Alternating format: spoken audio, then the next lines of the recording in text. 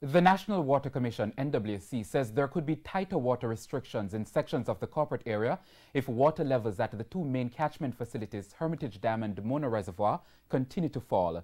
This comes in light of last week's revelation from the Met Service that two parishes are already experiencing drought and several others seeing drier than normal conditions.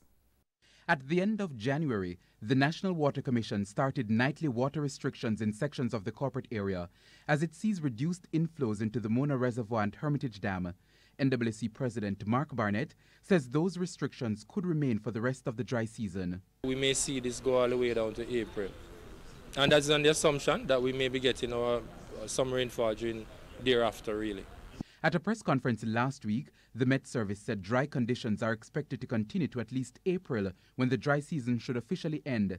The Mona Reservoir is now at 76.7% of its capacity, while the Hermitage Dam is now at 85.2% of its capacity. And if those figures continue to fall? If we go along the dry period and the situation worsens, meaning if our inflows are showing consistent decline, we will have to tighten up our restriction. But I just want to hasten to say that the restrictions are predominantly a cutting overnight flow. We are not doing regulation as we would have accustomed to it last year. What we are doing is reducing the amount of outflows from the facilities at night.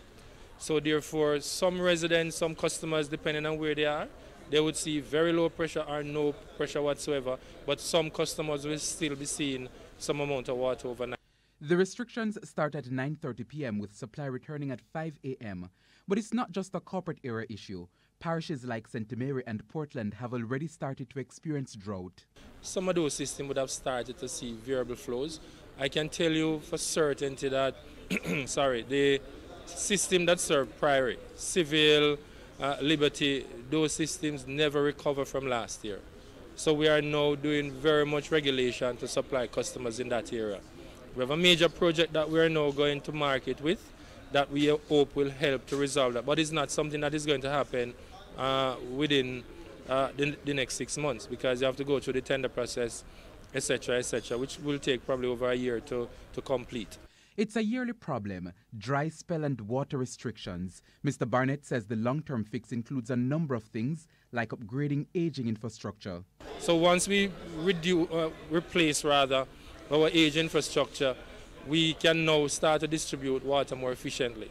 In addition to that, we can now start to look at other water sources. Desalination could now become a more viable option, because to do desalination and put it in a very old leaky pipe, you're in essence putting expensive cost water, very expensive water, to put in a distribution network that you're going to lose 40% or more of it. Desalination is the process of removing salt from seawater.